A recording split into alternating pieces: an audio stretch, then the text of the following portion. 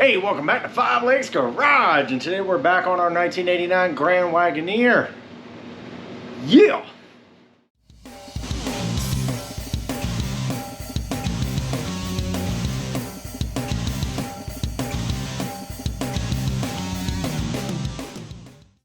Alright, welcome back on a very hot day in Five Lakes Garage. Luckily, I have air conditioning, so pardon the noise. It's like 98 degrees outside and high humidity. I'm inside, it is 72 in here and I'm still sweating. But anyway, what are we going to do today? Well, we're going to handle something that I've actually been wanting to do for years, is handle the cooling problem on this Grand Wagoneer. Now, it does have a 360, has a 727 transmission, all that stuff has been running great. Problem is, when I sit in traffic, it kind of overheats. So, we're going to install one of these puppies. Now, why are we actually going to do an electric fan? Why not the mechanical fan? Works all right. All right, well, there's a slight issue. I have a 3-inch suspension lift, no problem. Also got a 2-inch body lift to try to clear those 33-inch tires, and it's still not tall enough. So the problem is that your fan is here and your radiator is up here. It doesn't actually pull anything over there. Now, I did have one attempt at trying to fix this problem. I made this guy. Now, this is just a fan shroud, and I was trying to do some stuff, and this was definitely a prototype. I didn't even finish welding it. I just kind of tacked it in there. Made some very cheesy brackets for it, and it did okay, but it could have done better. So if you look right here, you can see the difference that I actually had to make into this thing. So this is definitely not a factory shroud. This is all booger welded. I even try to put flaps here, so as I'm going down the highway, it will allow more airflow to go through, because these will, flap open and then the gravity will actually shut them down, or the suction from the fan. Didn't work out the way I wanted to. That, and it kind of fell into the fan and kind of made a bunch of noise. Didn't like it much. We're going to do the electric fan now.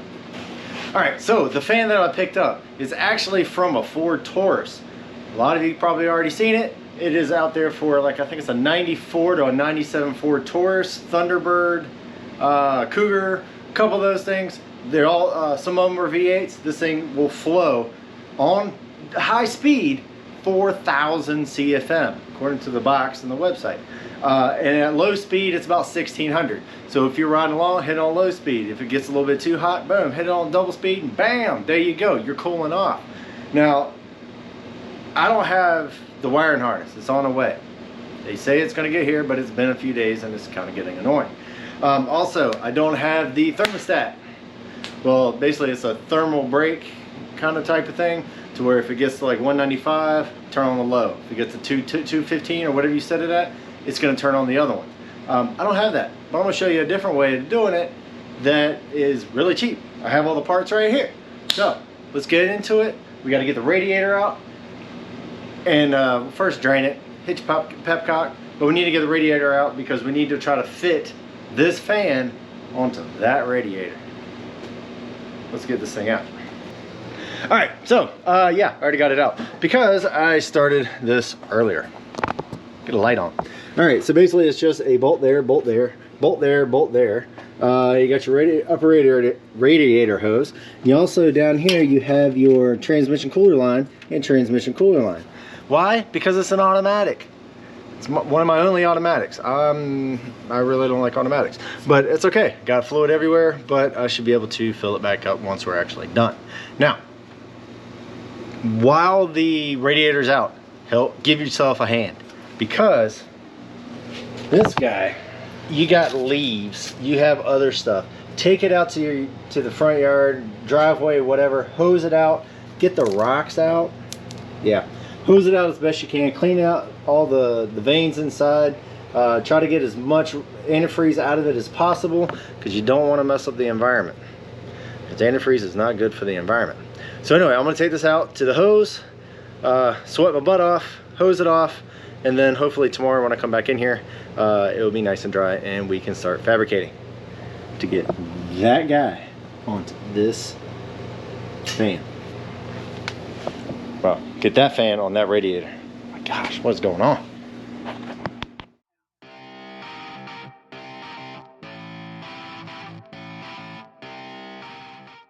Alright, that was a lot more fabrication than I thought I was going to need to do. But we're gonna get into that here in just 1 second. But I just wanna show you how much air this thing actually pulls. This is crazy.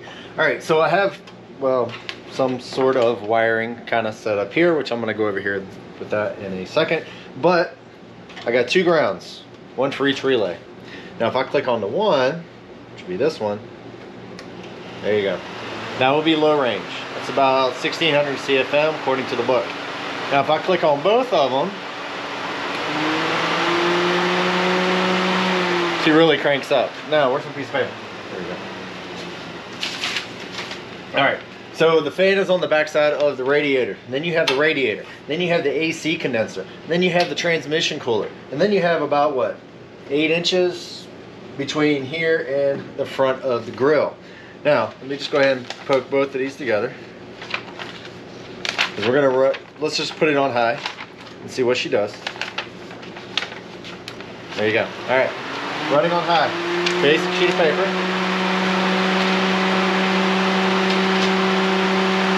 That's a lot of air. Now let's go take it to half, which should be this one. All right, this is low range. Still enough to be able to pull this in. And that's not just barely hanging on either. So I think we got ourselves a winner here. But like I said, that was a lot more fabrication than I was ready to do. Apparently I can't measure. There's only 4 inches of space in between the radiator and the front pulley.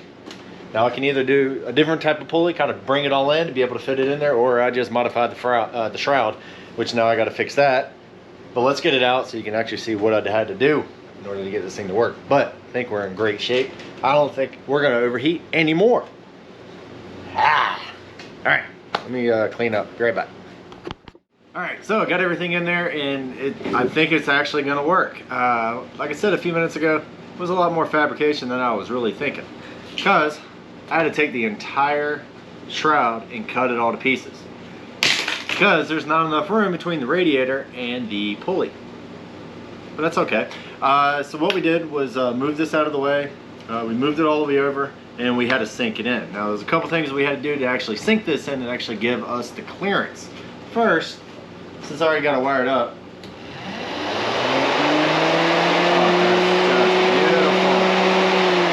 it is absolutely amazing how much this fan actually pulls in. I think we should be in good shape. So let's pull this thing off and show you what we had to do to the darn thing. All right, one thing when you're working on the radiator, always put some cardboard up there to protect your fins. Don't mess them up. All right, this is what we had to do to this guy.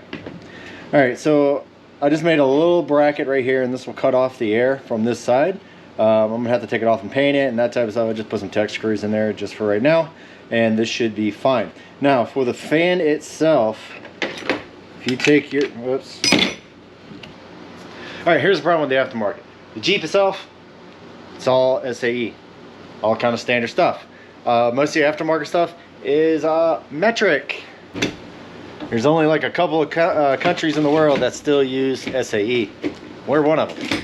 Anyway, take your 10 mil. All right. Now, what we had to do is actually sink the blades in. The problem that I was having is that it was so far out that it went above this little crease here. Now this right here is going to be our flat area. We needed to sink this down. So if you take your 10 mil and just, oops, you want to take off your little nut. Now they have these little spacers. Don't lose them. So you pull your fan off. There we go. All right. So you have another spacer here. Now from the factory, all these spacers are going to be on here first. All I did was take the fan off. I put one spacer in there because you need at least one to clear the actual fan housing. Then you're going to put your fan back on. There we go. Then you're going to put your spacers back on. Then you're going to put your nut back on. And then tighten it. Alright. Now here's another thing that I had to do. Flip it over.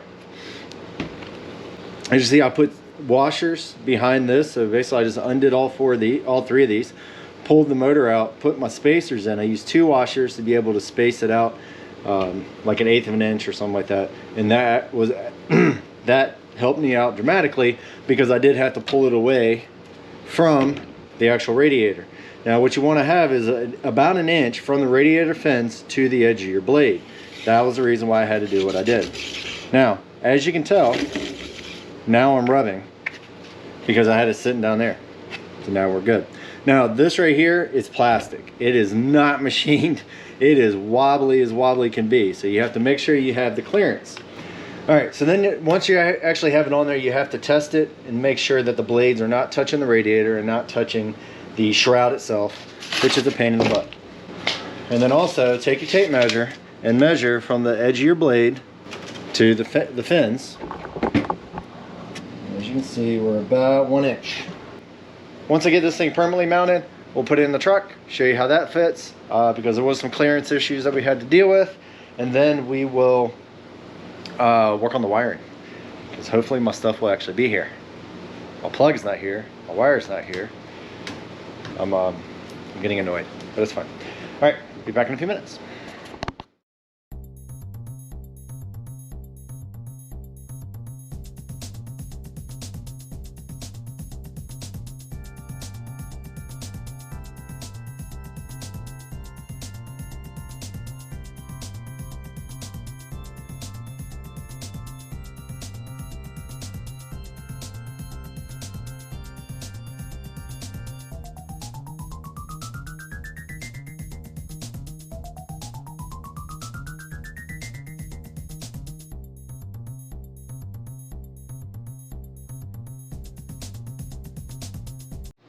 That was a lot of work, but I'm saving money, right? Yeah, that's what I'm doing. All right, so you can see my clearance, light.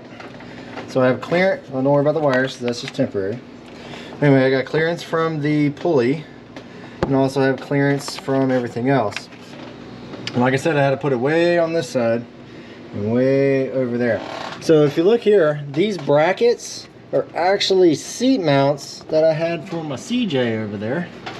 And all I did was actually just cut a little section here, bent it over, welded it up, and then put a hole in there so I could put it on the side brace. Did the same thing for down here. Under my light. My light died. All right, so next step, wiring. Finally gonna get to that.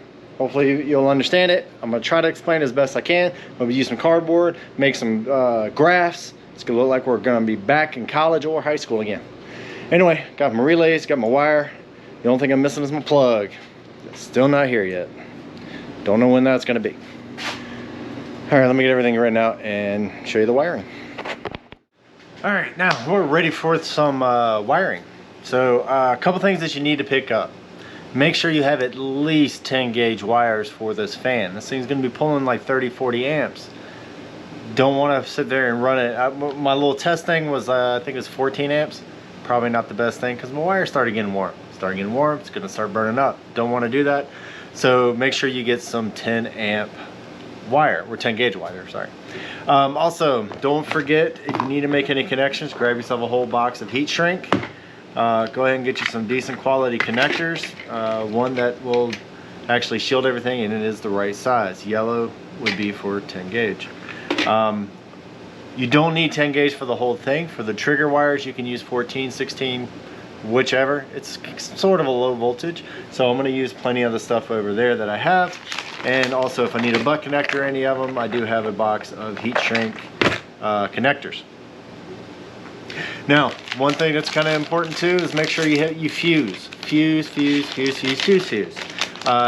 Everything's gonna have a fuse on it. I did have to order these because all mine are relatively small. This is a 10 gauge 40 amp inline fuse. So I'm just gonna hook this up to the battery. I'm gonna hook this up to my relay, and then I should be able to run my fans without any issue or any cause of fire.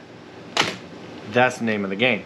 Now, take a look at my little diagram and hopefully you'll understand it. All right, so this is all my test stuff. I have 2 relays, and these are all my darn wires. Now these are only tests, like I said, so some of these are gonna be switched over to 10 gauge and get better connectors. These are just cheap ones that I didn't care about, so we're gonna get to that. All right, this is our diagram. You have your battery, you have a fuse, you have 1 relay, and you have 2 relays. Then you have your fan, and then you have all your wire. All right, a relay is very simple. You have your main power feed coming into pin 30. 87 will go to your fan, your lights, or whichever one you have. And then when you run current through the 86 through 85, it closes. Oh, need my pen. Wrong one. So basically you have basically a switch. So as soon as that does, as soon as you get current going across that, it closes the switch, closes the terminal, and then you get full power going out to the other side. Now, the main reason why you want to do this is that you don't have 40 amps, 30 amps, whatever, going through a small little ACC switch. Not the ideal situation. That's where a relay comes in, and it is awesome. Now, if you see here, I got two different types of relays. One is a 4-pin, the other one is a 5-pin. Now, the reason why you want to do one of each, or you can use a 5-pin and 5-pin, whichever, but you do need to have the 5-pin, is because when this one gets turned on for the low part of the fan, because the fan we have has 2 speeds, high and a low. If I turn this guy on, it goes through. And the way we have it wired up here, if I automatically turn on the second for the high speed, this one turns off. You don't really want to have both of them going at the same time. It will burn up your stuff, and you don't want to do that. So let's go ahead and trace out if I want to have low fan speed. All right, so the current will come through the battery, come all the way up to the first relay. Now this is the high relay, but full power goes here, and then you connect 87A, which is your center pin of your relay, with another 10 gauge wire. It's going to come down and actually feed the second relay. And then once you put current across here, current will go from 30 to 87 up to your fan and start your fan on low. Now let's say you want to go high. All right. So current will come off the battery, 40 amp fuse, come up over here to pin 30. Now, when you activate this relay here, it's going to, instead of having current going over 87A, it's going to go over 87. Now it's going to disconnect this guy, which is going to turn this guy off. Then you have current going straight up to 87, going to go to high speed of your fan. It's pretty simple. You just have ACC going to 86, ACC going to 86. Now, one thing that I'm going to do here is that I'm going to have 85 and 85, which is our ground, going to go into the cab. Now, I'm going to put those on 2 toggle switches. Now, I'm trying to keep it cheap on this one. Later on, once I actually get a thermal switch, then I can actually put that in there. I did find a couple online. I can't get them in yet, so I'm just going to use toggle switches for right now. And then later on, when I install that, I will actually go do another video on how to do that. Now, I did find a guy.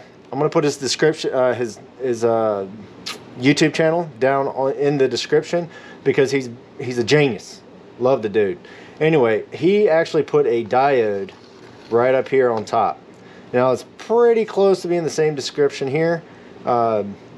Just minor changes here and there, but most of it is just like he has as well. But he put a diode here, and the reason why you put a diode here is that when you turn this one off, you're going to high, this thing's still spinning, it's going to send current back this way because it's turning itself into a generator. You don't want to have that backfed through your relay, so you put a diode in there. Just make sure it's in the right direction. He explains it so much better. Like I said, I'm going to try to put a link description. Go ahead and check him out. Get a subscribe, because he's pretty good. I do like him. Anyway, this is basically how we're going to set it up. So now let's get all of our tools out, get all of our fuses and all of our wire, and start doing this. Now, I didn't need 400 feet, but if you only need 5 feet, if you get 400 feet, you only have to pay a whole lot more. All right, hopefully that kind of explains a little bit on how we're actually going to wire it up. Now we're going to go ahead and wire it up and put these guys in here. I'm going to go ahead and mount these to the fender well and then start wiring it up. And I will show you how to get it done. Yeah. Oh, I can't wait to get this thing back out on the road again. Yes, it's a new day. Got a new shirt on. Hey, it's almost been a week since the last time I started this. But hey, my plug finally came in. Oh my gosh, that thing took forever. So this was like 14 bucks on Amazon or whatever, but it's going to connect up to the fan, so now I don't have to use the temporary little connectors that I threw up there. And but yeah, so you have your ground, obviously it's going to be black. You're going to have your low, which would be your brown, and then you're going to have your high, which is going to be blue. Good thing is I had blue for the high. I don't have brown for the low. So we're gonna use something else. Maybe yellow, but it's okay though. Anyway, the reason why I wanted to show you this one here is that you really want to have the right connectors. And what I'm going to do here is actually butt connect these two together. And I'm going to show you exactly what I'm going to use. Now these guys here, they're yellow, so I can use them for 10 gauge, is a heat shrink type of butt connector. Now, with these type of things, you have multiple different types of crimpers. Like you have these crimpers, which can do okay, but it's not ideal for what we're doing here. You also have regular pliers. You can use those, not ideal for what we're doing here. We got some of these. These work great. I love these things. These are actually my dad's, but not for this application. So you also have these. You can almost throw these away. Don't use them. Now, I did go out and actually get some decent crimpers. So we got these, and these are ratcheting. So you can actually get it nice and tight. Now the good thing about these right here is that these are specially made for your heat shrink connectors. Now you have other connectors. All right, so you got the regular old barrel connectors that you can pick up anywhere. And these work fine. They're not gonna be waterproof or anything like that. That's where you can put heat shrink around them, stick them inside, heat shrink them up, and then you actually be somewhat waterproof. But we're not going to do that because we're going to use these guys here. And the reason, and what you want to do here is grab yourself some good strippers. There we go. That's all you need. Then you're going to twist it to make it go in there nicely neat. And then when you're in there, you're going to go all the way to the end. Now you're going to grab your new stuff. Now if you look on the end, you got red, you got blue, and you got yellow. Obviously yellow for yellow. So we're going to go up here, and I'm going to do this without my glasses, which is going to be crazy. There you go. So, crimped it right down. So now, I'm gonna grab my other side and do the same thing. Now, you wanna try to keep this, see where it kinda goes in there? It kinda goes flat. Keep the flat to flat. We'll just kinda make it look at least a little bit better, like you tried. There we go. Got this thing in there, not going anywhere. And especially, once I take my torch, okay, don't touch it, it's gonna be hot, but you are not getting that thing off. And it's watertight, which is awesome. Especially when it all goes clear, because now you know, wow, don't touch it like I just said. I just touched it and it's hot. Anyway, I'm gonna go ahead and do the rest of them. We're gonna go ahead and get it rest of the way wired up, and then we will see if my diagram actually works. Yep, I got more to do. So much more that I don't think you really wanna watch the whole thing. But I'll show you how to do it. All right, real quick before I actually shrink it up, I did find some really good sized heat shrink. Got all 3 wires in there. I got it color coded, so we should be okay. And what I'm gonna do is actually just heat shrink that down. Now, as far as the color code itself, if you used to go blue to blue, black to black, you should pretty much figure out yellow is actually brown.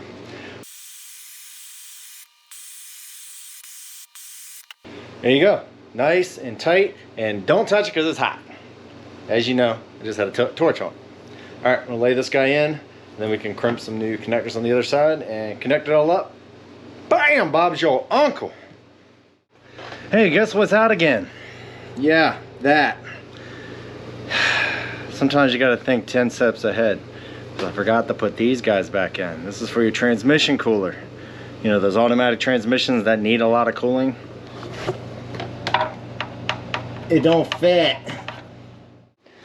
All right, got everything back in. I've topped off all the fluids. I put some antifreeze back into the radiator. Hopefully I won't have to take it back out again. Also hooked up the transmission cooler lines. This thing does have two coolers. One in the radiator and one up here in the front. So it's double cooled. I'm not sure if that's a factory option. Put it down in the comments below if it is. But I got all my wiring done. Let's take a look at everything one more again. Yeah, that's not really working. But anyway, okay, let's trace it down. We got power, 40 amp fuse, 10 gauge wire. Got a little nice crimper there. Come all the way into our high speed relay.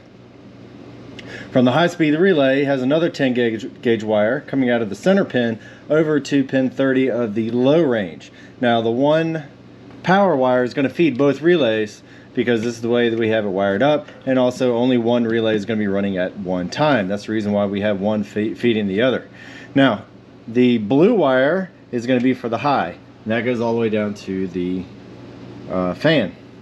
The yellow wire is going to be the low, which goes down to the fan, which also controls the the low range. Now, you need to be able to power this thing. So what we did was actually use two empty fuses from our fuse block that we put in years ago. Has a relay coming from this. As soon as you turn on ACC, this whole panel right here lights up, and we got power. Now we got red, we got blue, and we got yellow. Blue is going to be the hot side of the relay for the high, and the yellow will be the relay for the low. Now the ground goes all the way back, all the way over and inside the cab. Now inside the cab, and the main reason why I wanted to put, and I think I mentioned this earlier, the grounds inside the cab, just so I don't have hot wires going into the cab. I got plenty of those. So this is what we got. Let me get a light. So this is my panel that I have right here. I just added this panel right here. It's just a piece of metal. I just kind of folded it over to make a little bracket, drill some holes, stuck it up there, and then we're good to go. Now this one right here is going to be for your low. This one's going to be for your high. Now going around, I'm just going to keep the low on. And if I get stuck in traffic, then I want to put the high on.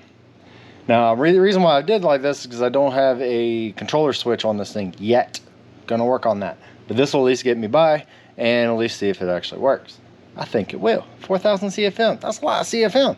So let's go ahead and make sure it works. So we got ignition on. All right. Let's go check the fan. Make sure she is running on low. Oh, I can hear it. All right. See what about high.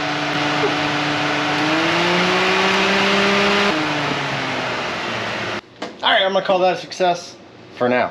Still got to warm it up and make sure that it actually works. All right, so I've been running for a little bit. It did get nice and warm. I have both fans off, now I have them on. Let's see if I can get there. There we go. All right, I'm turning the fans off. All right, that's about the warm as I'm gonna really want to feel comfortable getting it. So I'm gonna turn the fans on. Let's see what happens. It should go down.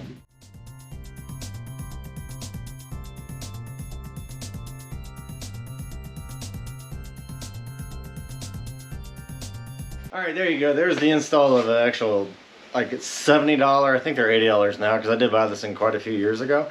But it comes off of a Ford Taurus or a Thunderbird or some of that, about mid 90s or so. I'll try to put a parts number down here in the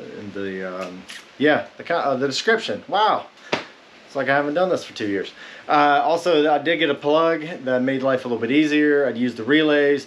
Later on, if I feel like I really need that diode, I'm gonna go ahead and put one in. Right now, I think I'm just gonna be settled for what I have right now, where I can flip one switch on, flip one switch off, or just leave them all on all the time. Now, if you saw in the video, I sped it up, but it went up. I flipped the switches, boom, it started going back down again. I think we should be in good shape. Now, if you really wanted to, you could just take the fan out and make your own shroud. I might do that later on, but right now, this is gonna work for me right now. Most of the thing, I just wanted to make sure that it was gonna work. But I'm only pulling air from part of the radiator. It's not the whole thing. When I'm actually moving, it goes through the whole thing. Now, am I gonna put this into a car show? Eh, maybe. Am I gonna win best in show? Hell no. If I'm gonna win most, numbers matching? No, not even close. So anyway, put down in the comments below what else we can do with this guy. I think the seats might be next, because they're pretty ripped up. But anyway, until then, take it easy, have fun. Hopefully this kind of helped you out a little bit. Also check out my dude that I got a couple of this information from. He's pretty darn smart. Check him out. Anyway, take it easy, have fun. Do it yourself. Make it work. Make it functional. Then make it look pretty. Later.